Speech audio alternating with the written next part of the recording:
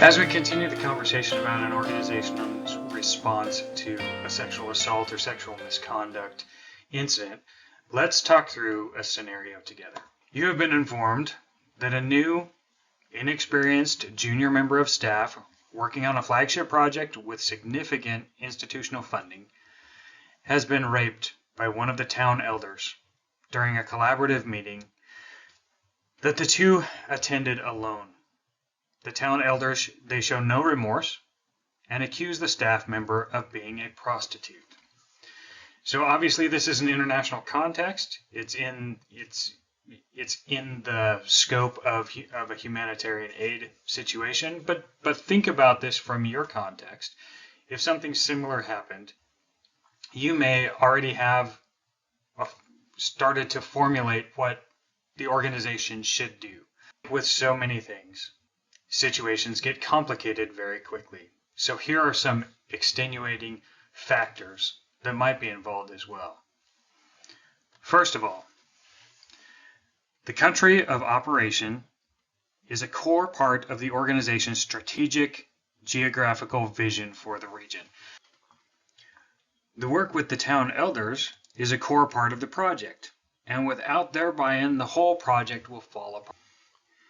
Project failure or shutdown would mean that funds would have to be returned to donors, but money has already been spent on the startup, such that repayment would represent a substantial cost to the organization.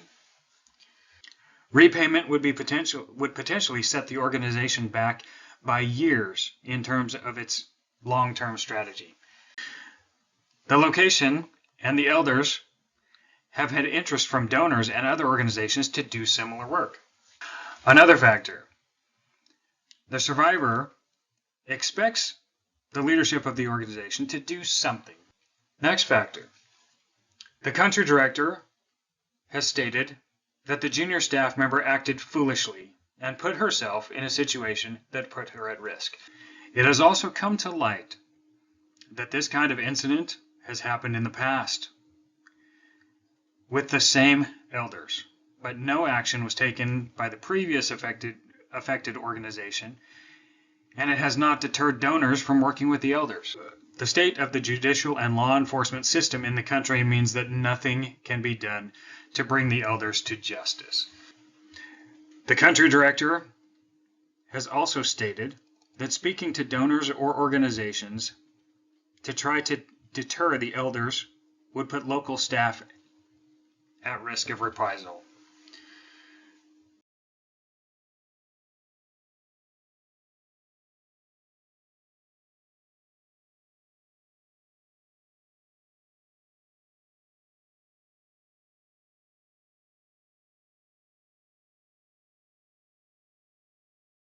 One of the reasons that we put this scenario in this class is so you would understand that these are not black and white simple scenarios. There's a lot that has to be considered. Situations get very, very complicated with layers upon layers upon layers of consequences that may happen no matter what. All of these things are part of and the reasons for having your sexual assault protocols and policies in place before something happens. So the more that you can think through a situation like this, think through all of the different perspectives that might be there.